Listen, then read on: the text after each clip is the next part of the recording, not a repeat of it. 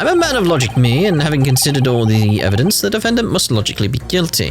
Right, so we got you convinced, we got you convinced, and we got you convinced. So it's just need you three to swing over. So let's start by pressing them again. See if we get more info based, like you can see, like, yeah, the color of the stuff, done. So let's start with you. A man of logic, me, and having considered all the evidence, the defendant must logically be guilty. Hold it! All the evidence, you say? Yeah. That doesn't quite fit in anymore, does it?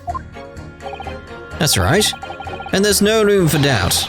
It's all pointing at that Japanese man with the big mustache, says the Englishman with the bigger mustache. But the defense just demonstrated another possible explanation for the events on the night in question. What do you make of that? What? Your so-called skin prints? It's an exciting new forensic investigation technique developed by the great detective himself. The numerous handprints on the wall are clearly out of the ordinary. And if Mr. Shamspeare had indeed put his mouth to the gas pipe on the night in question, it can't be denied that there's a possibility that's where the poison was. Well, yes, I won't deny that it's playing on my mind. But as the prosecution rightly says, we should pay no heed to unacceptable forms of evidence.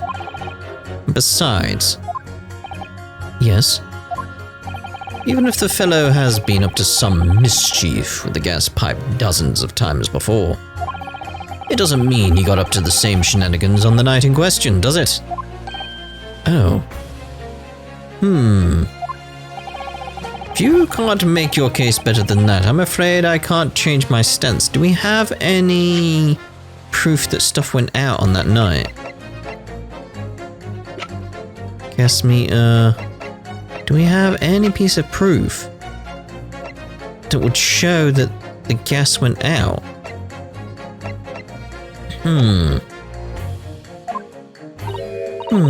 You do make a very valid point, sir. Uh-oh. What? That's true. Perhaps I was a little hasty. No, wait. Look, you've got your chance here, haven't you? So it's time to prove your theory. If you and your Japanese cohorts can, that is. Just leave our nationality out of this, please. Mr. Narahoda, if we can't substantiate our position, I'm afraid the jurors that changed their minds before may very well change them back. What can I do? Is there any more proof I can give here? Can I show that Mr. Shamspeare really did blow down the gas pipe on the night in question? If we have testimony, that might do it. No, in truth, I don't have the evidence to support my theory. However, there is witness testimony that substantiates it. What's that? Testimony? This is incredible. Whose testimony? Yes, it's all connected. Everything is linked. A person whose testimony revealed details about the gas in the Garadeb residence that night. Namely, well, the only other person who has witness testimony that would be related to this is Natsumi himself, like talking about like the cold hand of death reaching out to him being suffocated in the night. Suffocated in the night by gas. Take that! Obviously, I'm talking about the defendant, Mr. Saseki Natsumi himself. The defendant? At the very beginning of the proceedings here in court yesterday, Mr. Natsumi said the following. My lodgings. There's been a whole series of strange happenings in my lodgings. Even on that fateful night it happened, when I returned from Mr. Shamspeare's room. I lit my gas stove and climbed into bed, but before long, the stove went out, and somebody tried to kill me. On the night in question, the gas in the defendant's room went out. So I asked the court, was that a mere coincidence or not? Good golly. So that Shamspeare fellow blew air into the gas pipe to make the man's stove go out on purpose? Now hold your horses there. What would he do that for? To kill him. Mr. Foreman. What is it, man? We cannot allow judgment to be passed while this doubt remains. It's true that I don't have conclusive evidence yet. However, you must surely agree there is more to this case than meets the eye. Ah, robots in disguise. Like, very well. Fair enough. Like I said at the outset, I'm a man of logic first and foremost. Good.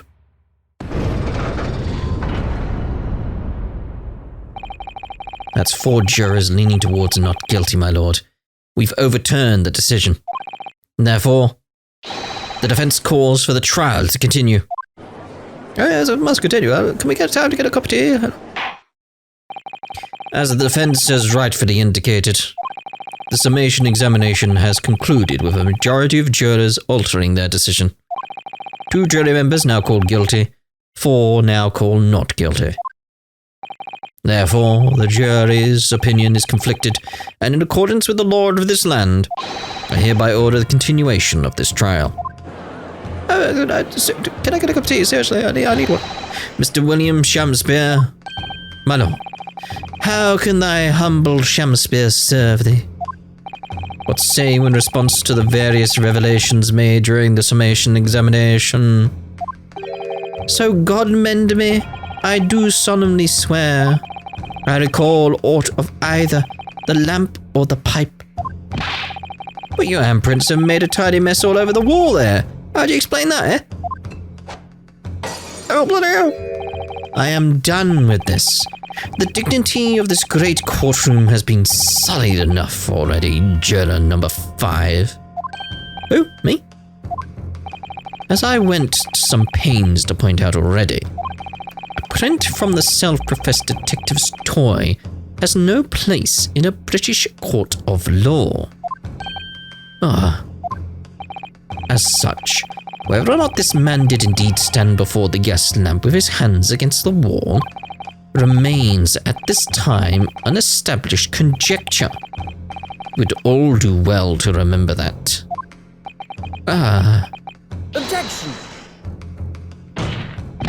But the prosecution must concede that it would be extremely simple to verify. Just order the mouth of the gas pipe feeding the lamp in Mr. Shamspeare's room to be examined. If there are any traces of poison there... Objection! What appears to be extremely simple is my Nipponese friend's mind. You will recall that in order to check for the presence of poison in the tea, some remnants of tea were required. Yes. Therefore, it shouldn't be beyond your wit to imagine that even if poison were to have been spread on the pipe, it would have completely evaporated by now, making an analysis impossible. I didn't think of that. In any case, counsel, I fail to see what could possibly have motivated the man to do as you describe. Why on earth would this fellow have wanted to blow air into the gas pipe? Well, where he lived. There's only one possibility that I can think of, and that is murder. To use the leaking gas to commit murder. Murder? Order, counsel. Precisely whose life do you propose this man was plotting to end? The answer couldn't be simpler. Now we've unraveled the mystery this far. Mr. Shamspeare wanted to end the life of... I'm just gonna pick one randomly for a laugh. Iris Wilson. Take that! Good lord, an unexpected answer indeed. That's right, my lord. The nature of cases like these is that they're full of wild twists and turns. Objection! Or rather, my lord, the nature of counselors like these is that they're full of wide-eyed twaddle and theatrics.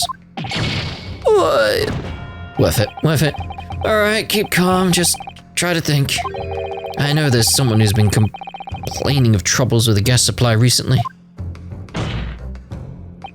Mr. Shamspeare wanted to end the life of... Take that! If a gas lamp were to go out, it would be noticed immediately, of course. But a gas stove, on the other hand, could be silently extinguished by the killer without anyone noticing. I live around those parts myself, so I know what it's like. I can tell you, trying to sleep without the stove lit is pretty much suicide. You'd freeze to death in no time. Mr. Garadeb, the landlord, has a large fireplace in his part of the residence on the top floor. In other words, it wasn't the landlord but a fellow lodger whose life Mr. Shamspeare was trying to end. Outrageous. I'm talking, of course, about the defendant. Mr. Natsumi isn't the villain in this case. He's the victim this man was trying to murder. Good gracious. A murder? About that cup of tea. Objection! The accused is actually the aggrieved. Interesting. However, the fundamental facts of the case remain unchanged. Namely, that the accused is the aggressor here. What? How can you still claim that? Let us indulge your fancies for a moment and assume that there was indeed poison on the mouth of the gas pipe. The question that then arises is who put it there? Yeah. It's like this just puts someone else in the hot seat, essentially. Like, who? It's gonna be Olive Green. Who did put it there? The only logical conclusion is that the person responsible was aware of this man's trickery with the gas supply and his intent to kill. Yes, that would indeed seem logical. If the assailant were unaware, how would he or she have known to lace the end of the gas pipe with poison? So now we must ask, how could anyone have known of Mr. Shamspeare's murderous designs? You mean to suggest? Naturally. The sole possible answer to that question couldn't be more obvious. Only the man whose life was being threatened could possibly have known. What? In other words, the person who put the poison on the gas pipe in what was a clear retaliatory attack can only have been the accused, Mr. Soseki Natsumi.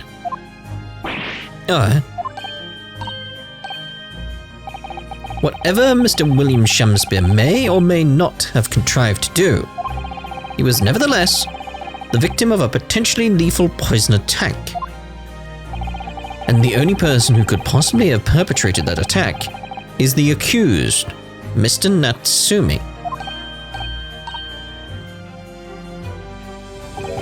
The defense counsel's theorizing has failed to avert suspicion from the accused. Far from it. In fact, now that a clear motive for the poisoning has been successfully established, that suspicion is greater than ever. Would you not agree, my Nipponese friend? Oh, there's a poison, yes. I'd like a cup of tea, but I still not got one. Does anybody serve cup of teas around here? I don't even know. How did he manage to turn that around on me so rapidly? Mr. Naruhodo, you must respond. Otherwise, the members of the jury may very well change their leanings against us again. And this may be our last chance to gain the advantage.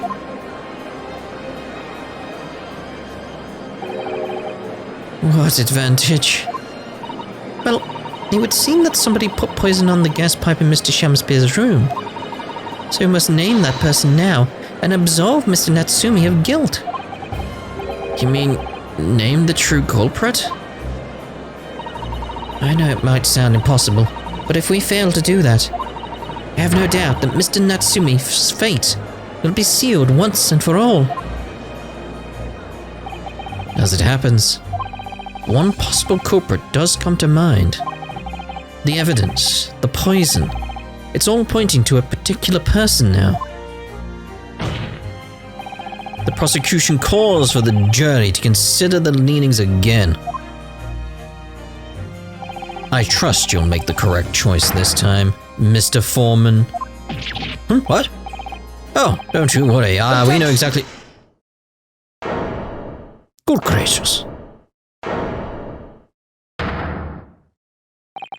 There is one other person who I believe could have been involved in all of this. The true culprit of this crime. The true culprit? A term found only in second-rate novels featuring third-rate great detectives, my Nipponese friend. But why not? This farce has gone on for so long already. I see no reason to cut it short before its disappointing climax. Thank you. Tell us, my learned Nipponese friend, what is your latest theory? Who is the so-called true culprit of this crime? Take that! You claim this person is the true culprit. I was hoping he was going to react more to himself, but okay. Highly suspicious, I would say, yes. Perhaps, my learned Nipponese friend, you should turn those wide eyes of suspicion on yourself.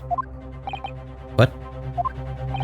But it seems to me that your reckless reasoning makes you far more than anyone else you could name.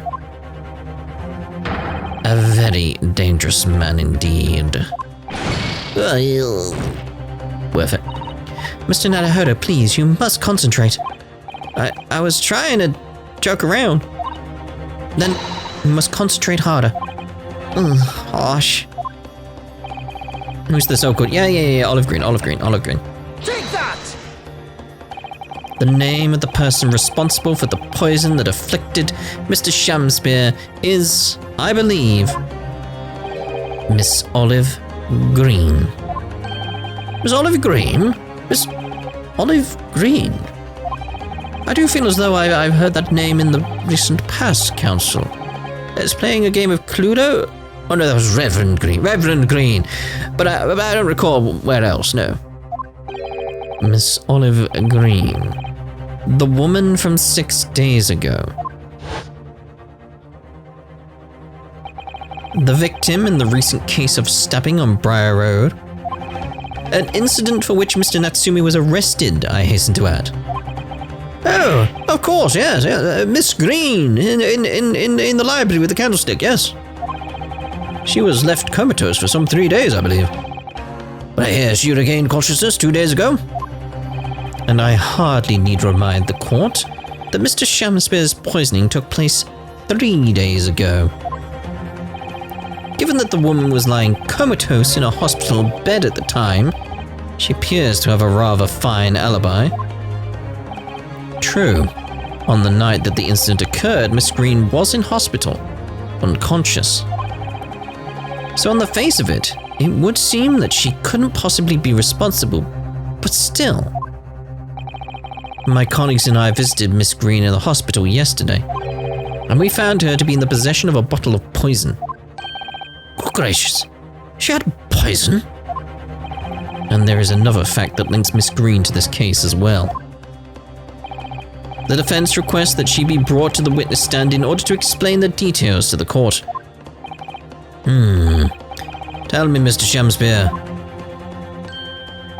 My lord, pray what be thy bidding? Are you acquainted with Miss Green? No, never heard of her. Judging by the look on Mr. Shamspear's face, I think perhaps he genuinely doesn't know her. At least, not by name. As the voice of Her Majesty's prosecution here, I adhere to my word. We will see my learned Nipponese friend's farce through to its conclusion. I appreciate that. The prosecution requests a short recess, my lord, in order to subpoena the witness and bring her here. Yes, Miss Olive Green.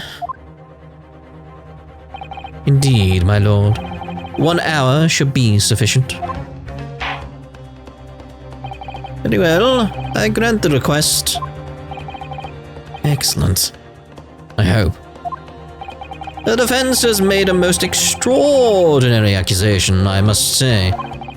But at the present time, I feel the prosecution's argument remains largely uncontested. Accordingly, I'm afraid the defendant and his culpability remain the sole subject of this court's attention. Thank you, counsels. We will reconvene in 1 hour. Court is adjourned. Oh, I can get that cappuccino. To be continued. Pretty much right away. You know how it is. Come on. I'm pressing X. Come on. Let's go. No! 23rd of February, 11:32 a.m. The Old Bailey. Defendant's antechamber. Joyfully jubilant jumping jacks. Oh, Mr. Natsumi. I'm so pleased for you.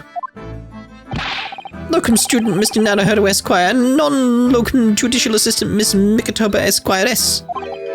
Now, finally, at long last, there can be proof. Proof that I'm innocent and proof that my tea is innocent. That's the more important thing here. Ah, good morning, my dear fellows. Ah, hairlock shlomes. May you drink my tepid tea and fall forever silent. I thought the tea was innocent. Oh, Mr. Shlomes, you came. How wonderful. Please save your derision. I know what you are all thinking. Good morning, he says, and it's very nearly time for luncheon. Your scorn is written clearly across your faces. Nobody said or thought anything of the sort. The truth is, I was determined that today would be the day. As sleep seduced me last night, I thought, tomorrow, for once, I shall not oversleep. I'll rise early and be present in court to support my companions. Such spirited determination has a beauty all of its own, does it not? Oh yes. And then I began to muse on the subject. Why do people oversleep? I queried. Why, time after time, do they make the same foolish blunder? And the answer came to me at once. It was so delightfully simple. People oversleep because they sleep. Well, is that not an astute insight into the matter? Oh, yes. Upon which realization, I attempted an experiment. I didn't sleep a wink all night. And the results? By first light, I was exhausted and began to be assailed by fits of drowsiness. Shocking.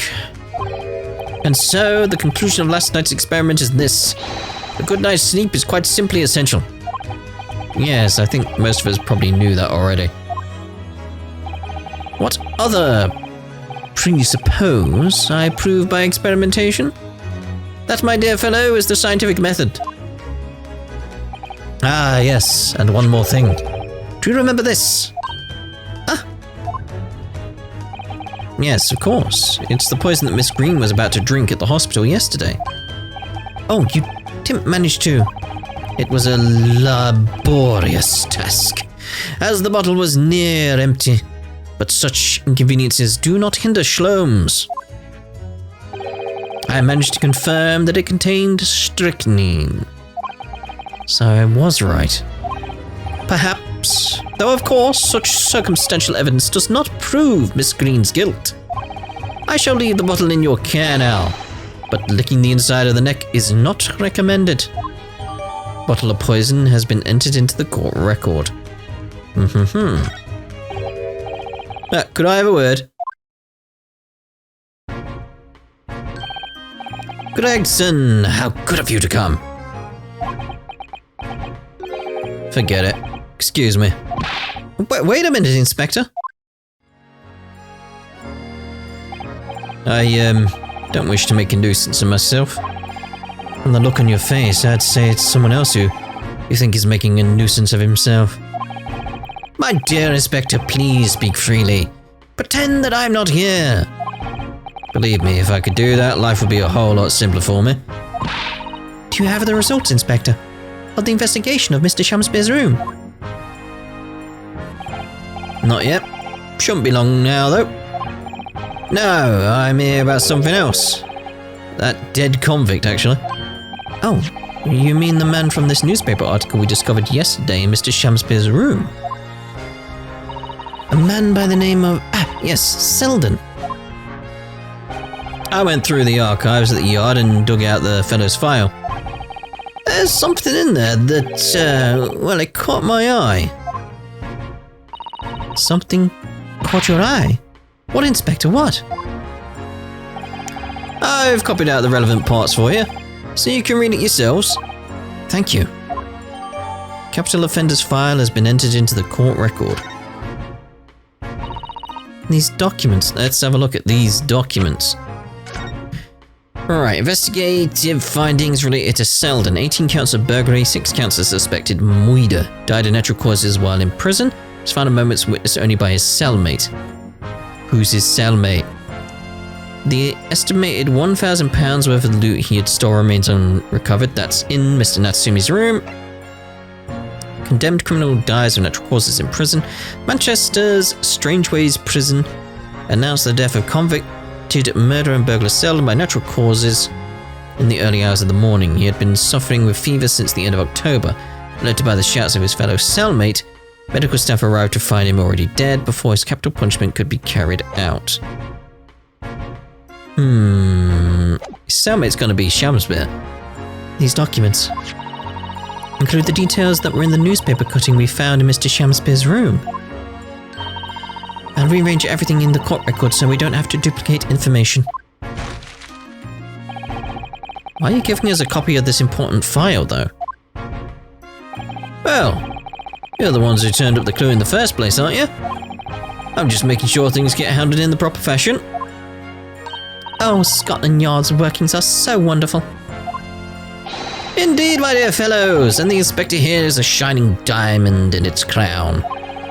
Shining diamond in the rough, maybe? No, I just don't want to be beholden to a lawyer, that's all.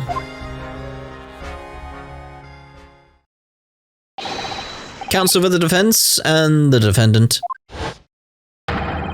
Court proceedings are about to resume. Make your way to the courtroom at once. Well, I shall leave you then. I'll be listening with interest from the public gallery. Not nodding off at all. Certainly not. Thank you, Mr. Sholmes. Get some sleep. I'm rather tired of seeing Mr. Mustache in floods of tears, personally. So, the best of luck to you. Look, student Mr. Naruhodo Esquire. Yes, Mr. Natsumi. It's time, isn't it? Yes, this is it. Miss Olive Green and Mr. William Shamspeare. This is going to be the final battle. The time has come. I won't really have saved Soseki-san until I've exposed the whole truth of everything that's been going on. But it's all coming to a head now. You can do it, Ryu. You have to.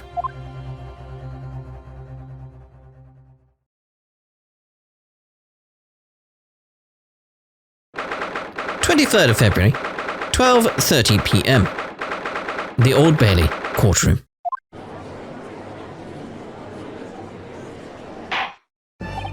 In the name of Her Majesty the Queen, I hereby declare this court to be in session again now.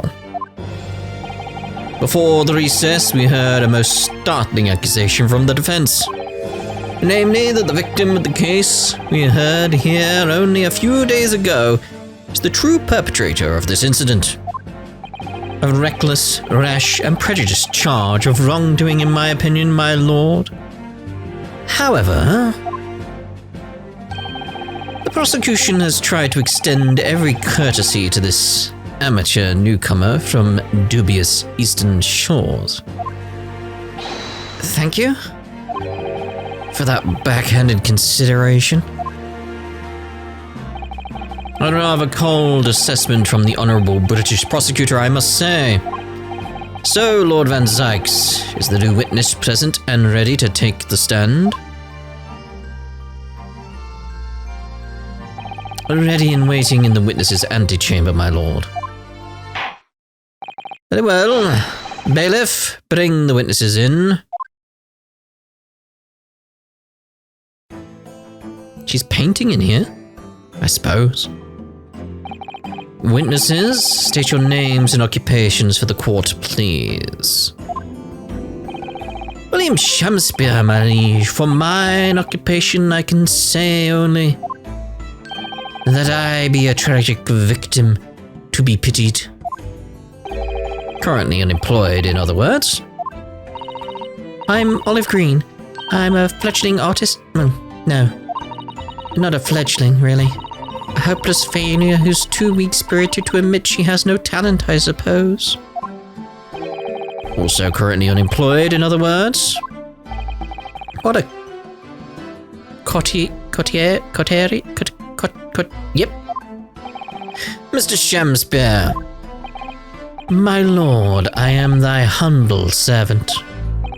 I'm afraid that you are no longer merely the victim in this affair. The possibility has been raised that you are in fact the assailant, intent on taking the life of your fellow lodger. The part you have played in this whole business will be thoroughly scrutinized, I assure you. I would for naught else, my lord. And Miss Green. Yes? You are aware of the reason you have been summoned to this courtroom today, I presume? Yes, the officer did explain. He said I poisoned this ridiculous buffoon. And do you accept the charge, Miss Green? I don't know anything about any poisoning. And I don't know anything about this man. Come, lady, die to live. Verily I know not thy prickly pea-pigmented personage. Very well, let us proceed with the matter at hand. That being to ascertain whether or not Miss Green has any involvement in this affair. It's all very strange indeed. Why would you suspect me? I barely ever go to the East End anyway. It so happens that I passed by that neighborhood 6 days ago, that's all. And on the night that this man was poisoned, I was still in hospital, fighting for my life. Yes, having been unfortunately caught up in the incident on the street outside the Garadeb household. An incident that rendered you unconscious for some 3 days. I was struck in the middle of my back by a knife, through no fault of my own, and now I'm under suspicion? What other irrelevant things might I be suspected of? It's all very disturbing. Your energies may be better spent worrying about random knife attacks, I feel, Miss Green. At this point in time, all that appears to connect you and Mr. Shamspeare's lodgings is the Briar Road incident of 6 days ago. That's why we would like you to testify formally now about exactly what happened. Oh no. The incident 6 days ago? You mean you want me to relive that awful accident? Yes, I do. Fortunately, yes. Please tell the court what happened that day. And of course, we would be interested to hear from you about your movements that day too, Mr. Shamspeare. But what happened 6 days ago has nothing to do with me being poisoned. Let us proceed then. The witnesses will present their formal testimony to the court on the subject of the incident that took place on Briar Road the evening of 17th of February. Witness testimony. The evening of the 17th of February. It was 6 days ago, at about 5 p.m. I was walking along in the snow when I was suddenly stabbed in the back. Coincidentally, it had to be just outside the house where the men in this case have their lodgings. I was at the tavern on the eve of which thou speakest, for I had bespoken my supper. It was the first time I'd been in the area. I had a little matter to attend to, that's all. Anyway, I was admitted straight to hospital, so I knew nothing about all of this business.